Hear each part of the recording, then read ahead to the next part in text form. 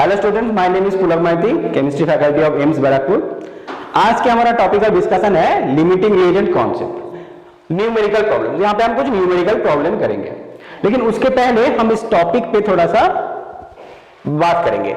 यहाँ पे क्या है, लिमिटिंग रिएजेंट कॉन्सेप्ट। नाम से क्या पता चल रहा है कि एक रिएजेंट लिमिटेड अमाउंट पे है, मतलब कम अमाउंट पे है। अच्छा, तो समझ लो एक हमारे पास एक रिएक्शन है, नाइट्रोजन और हाइड्रोजन दोनों मिलके हमारा बना रहा है एमोनिया गैस। ठीक है, तो यहां पे अगर हम बैलेंस करेंगे तो क्या हो जाएगा, देखो 3H2 2NH3। एक बैलेंस इक्वेशन से हमने तुम्हें क्या बताया था, क्या कॉन्सेप्ट आता है कि ये जो नंबर ऑफ कोएफिशिएंट यहां पे दिया हुआ है उसको हम मोल नंबर के कॉन्सेप्ट में इमेजिन कर सकते हैं। तो इसको हम बोल सकते हैं कि 1 mole of nitrogen reacts with 3 mole of hydrogen two gives 2 mole of NH3। लेकिन मान लो 1 मोल की जगह पे तुम्हारे पास 0.5 मोल नाइट्रोजन दिया रहेगा तो और 3 मोल हाइड्रोजन दिया रहेगा। इसका मतलब क्या है, जब भी हम रिएजेंट कैलकुलेट करते हैं, रिएजेंट कितना अमाउंट ले रहे हैं, उसके लिए हम क्या क्या प्रॉपर्टी देखते हैं, उसके मास देखते हैं, वॉल्यूम देखते हैं। ठीक है, तो वही ऑब्जर्वेबल प्रॉपर्टी है, या फिर प्रेशर देखते हैं। लेकिन हम मोल नंबर का अगर कैलकुलेट करेंगे तो देखो यहाँ पे क्या आ रहा है, हम ले रहे हैं कि 0.5 मोल, लेकिन यहाँ पे 3 मोल H2 ले रहे हैं। लेकिन 3 मोल H2 के हिसाब से कितना मोल NH3 आना चाहिए था, 2 मोल NH3 आना चाहिए था। लेकिन क्योंकि N2 कम पड़ जाएगा, यहाँ पे देखो 0.5 मोल है, तो इसलिए कितना बनेगा एक्चुअली H2 0.5 मोल के हिसाब से बनेगा। 0.5 मोल के हिसाब से यहाँ पे तुम्हें टोटल कितना मिलेगा, 1 मोल ही मिलेगा। 3 मोल से यहाँ पे तुम्हें टोटल 1 मोल ही मिलेगा, इसलिए लिमिटिंग रिएजेंट यहाँ पे हाइड्रोजन है। सिमिलरली अगर 3 मोल के जगह पर अगर 2.5 मोल लेते और इसको 1 मोल लेते तो तब रिएक्शन किसके हिसाब से बनता, हाइड्रोजन के हिसाब से प्रोडक्ट बनता। अभी देखोगे घर पे क्या होता है ना, ये वैसा केस हो गया। घर पे जनरली देखोगे कि जो सबसे छोटा होता है, सबसे छोटे सदस्य होता है, उसका क्या होता है, सबसे ज्यादा तेवर उसी का चलता है। अगर वो कोई ऑरेंज उसको पसंद नहीं है तो घर पे ऑरेंज नहीं आएगा। इस तरह के काम होते रहते हैं घर पे। तो ये भी उस तरह का कॉन्सेप्ट है।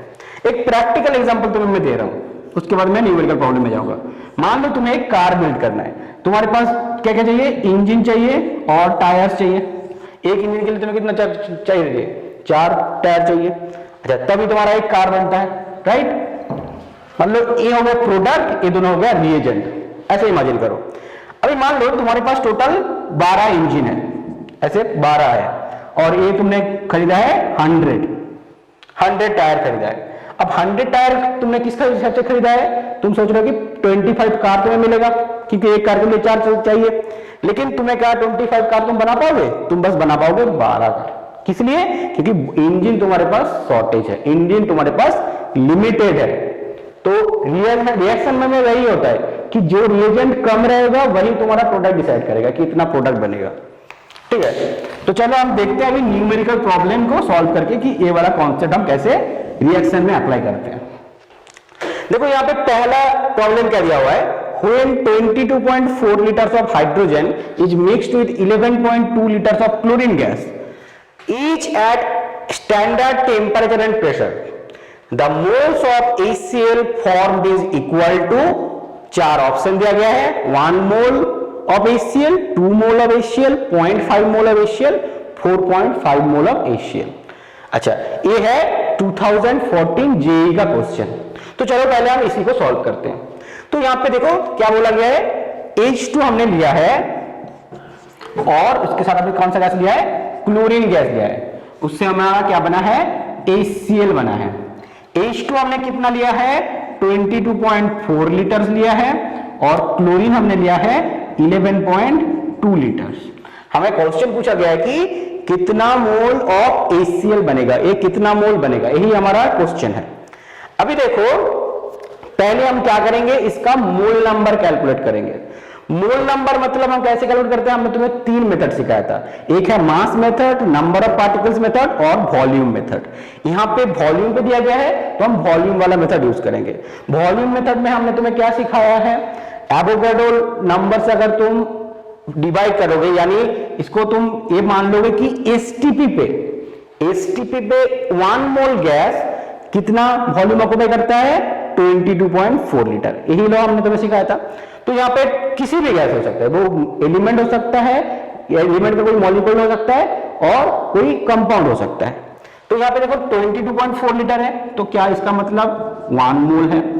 ठीक है, पहले हमें इसको बैलेंस करके देखना है। देखो 2 HCl बोल रहा है, तो 1 मोल है, एक कितना है 11.2 लीटर का मतलब क्या है, इसको हम क्या करेंगे 22.4 लीटर से डिवाइड करेंगे तो हमें मिल जाएगा 0.5 मोल, मतलब हाफ मोल मिल रहा है, राइट। अच्छा, अभी हमें देखना है कि कितना HCl बन रहा है।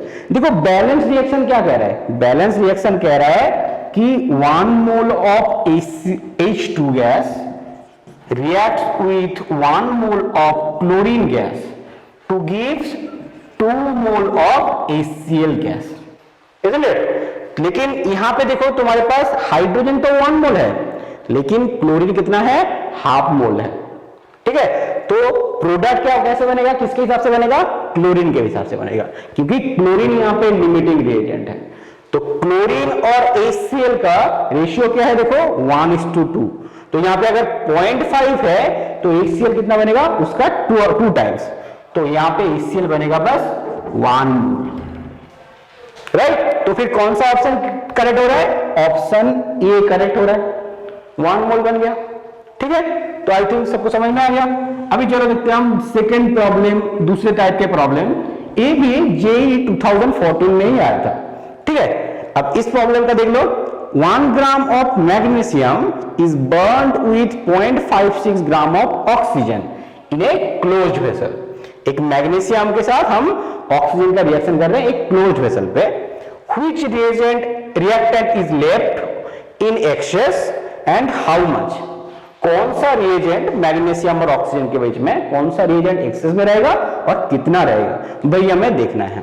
जब एक क्लोज्ड वेसल में हम मैग्नीशियम और ऑक्सीजन का रिएक्शन करते हैं तो हमें क्या मिलता है, मैग्नीशियम ऑक्साइड मिलता है, मैग्नीशियम ऑक्साइड मिलता है। अब देखो इसको पहले हम बैलेंस करना है। बैलेंस करेंगे तो देखो 2 mg के साथ हम अगर करेंगे तो 2 MgO बनेगा। देखो Mg मिल गया, ऑक्सीजन मिल गया, तो इससे हमें क्या पता चल रहा है कि हम 2 मोल मैग्नीशियम यूज करते हैं और 1 मोल ऑक्सीजन यूज करते हैं क्लोज्ड वेसल पे, तभी हमें मिलता है 2 मोल मैग्नीशियम ऑक्साइड, है कि नहीं। अभी हमें देखना है जितना हमारा दिया हुआ है रिएक्शन में उससे हमें मोल नंबर पहले कैलकुलेट करना है। तो अभी देखो इस रिएक्शन में क्या दिया हुआ है, 1 ग्राम ऑफ मैग्नीशियम। अब 1 ग्राम ऑफ मैग्नीशियम, इसका हमें मोल नंबर कैलकुलेट करना पड़ेगा। तो हमने तुम्हें अभी जो बताया कि मोल नंबर कैलकुलेट करने का 3 तरीका होता है, वॉल्यूम मेथड, मास मेथड और नंबर ऑफ पार्टिकल्स मेथड। यहां पे क्या दिया हुआ है, वेट दिया हुआ है, मास दिया हुआ है। इसके पहले वॉल्यूम दिया हुआ था, अभी मास दिया हुआ है, तो मास को हम उसके एटॉमिक मास से डिवाइड करेंगे या फिर मॉलिक्यूलर मास से डिवाइड करेंगे, तभी हमें मोल नंबर मिलेगा, राइट। तो यहाँ पे देखो 1 ग्राम को हम कैसे डिवाइड करेंगे, 24 से डिवाइड करेंगे, क्योंकि इसका एटॉमिक मास कितना होता है, 24 होता है। 24 ग्राम से डिवाइड कर दिया, ये आएगा लगभग 0.42 मोल। कैलकुलेट करके देखना, इसको आएगा 0.42 मोल। अभी देखो ऑक्सीजन कितना दिया हुआ है, ऑक्सीजन दिया हुआ है 0.56 ग्राम ऑफ ऑक्सीजन। अच्छा, ऑक्सीजन का मोल नंबर कैलकुलेट करने के लिए हमें क्या करना पड़ेगा, उसके मॉलिक्यूलर वेट से डिवाइड करना पड़ेगा, क्योंकि ऑक्सीजन डाई एटॉमिक है, मैग्नीशियम मेटल है मोनो एटॉमिक, लेकिन ऑक्सीजन है डाई एटॉमिक। तो ऑक्सीजन को 0.56 से अगर हम डिवाइड करेंगे, ऑक्सीजन का मॉलिक्यूलर मास कितना होता है, मोलर मास 32, 2 ऑक्सीजन मिलके 32। तो ये भी आएगा देखना 0.175 के आसपास, 0.175 मोल। तो रिएक्शन में तुम्हारा एक्चुअली प्रेजेंट है ये दोनों। अभी देखो अभी ऑक्सीजन और मैग्नीशियम का रेशियो क्या है, जितना तुम ऑक्सीजन लोगे उसका डबल तुम मैग्नीशियम लोगे। यहां पे ऑक्सीजन कितना है 0.0175, तो इसका ट्वाइस क्या होता है 0.0175 को अगर तुम 2 से मल्टीप्लाई करोगे तो कितना मिलेगा 35। लेकिन ये वैल्यू देखो 0.4042 से कम है, मतलब ऑक्सीजन यहां पे तुम्हारा लिमिटिंग रिएजेंट है और प्रोडक्ट किसके हिसाब से बनेगा, ऑक्सीजन के हिसाब से बनेगा। ठीक है, तो फिर एक्चुअली तुम्हें कितना मैग्नीशियम चाहिए, तो एक्सेस कौन सा रहेगा, एक्सेस रहेगा मैग्नीशियम। तो which reactant is left in excess, इसका आंसर हमें क्या मिल गया, मैग्नीशियम। अब कितना एक्सेस रहेगा, देखो कितना यूज होगा, 0.035 यूज होगा, बाकी के तुम्हारा एक्सेस रह जाएगा।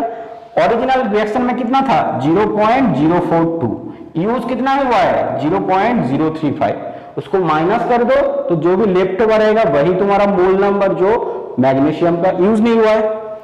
तो अनरिएक्टेड मैग्नीशियम, देखो अनरिएक्टेड मैग्नीशियम कितना हो रहा है 0.042 माइनस 0.035, ये कितना होता है 0.007 मोल। हमें एक्चुअली यहाँ पे ग्राम पे कन्वर्ट करना पड़ेगा, तो इसके लिए हमें क्या करना है 0.007 इंटू इसका एटॉमिक नंबर से मल्टीप्लाई करना पड़ेगा, तो 24 से मल्टीप्लाई करोगे तो कितना आएगा 0.168 ग्राम। इसको मल्टीप्लाई करके देखना 0.168 ग्राम, यहाँ पे ऑप्शन दिया हुआ था और वही ऑप्शन देखोगे मिल जाएगा 0.168 ग्राम। तो जब भी लिमिटिंग रिएजेंट कॉन्सेप्ट के ऊपर न्यूमेरिकल प्रॉब्लम्स आएंगे तो तुम्हारा पहला टारगेट होगा यही देख लेना कि मोल नंबर सबका रिएजेंट का कैलकुलेट कर लेना और बैलेंस्ड इक्वेशन के साथ कंपेयर करना। अगर बैलेंस्ड इक्वेशन जो दिया हुआ है उसके साथ तुम्हारा रिक्वायरमेंट और मोल नंबर मैच कर रहा है तो फिर तुम्हारा रिएक्शन होगा कंप्लीट रिएक्शन। लेकिन अगर कोई रिएजेंट कम पड़ा हुआ है तो उसके हिसाब से रिएक्शन चेंज हो जाएगा, प्रोडक्ट उसी के हिसाब से बनेगा। ठीक है, तो ये जो चैप्टर में था वो है हमारा first chapter, basic concept of chemistry. Basic concept of chemistry बहुत ही इंपॉर्टेंट चैप्टर एक है, किसी भी एग्जाम पे ले नीट ले लो, जेई ले लो, AIEEE ले लो या फिर जेई एडवांस, या फिर बहुत टाइप के प्रॉब्लम आते हैं। आज मैंने तुम्हें लिमिटिंग रिएजेंट कॉन्सेप्ट के ऊपर कराया, हमारे आगे की क्लास में हम आगे डिफरेंट टाइप के जैसे कि empirical formula, molecular formula, concentration, इसके ऊपर तुम्हें प्रॉब्लम कराएंगे। और इस तरह के वीडियो के लिए तुम लोग हमारे चैनल को सब्सक्राइब करो और रेगुलरली फॉलो करते रहो। Thank you.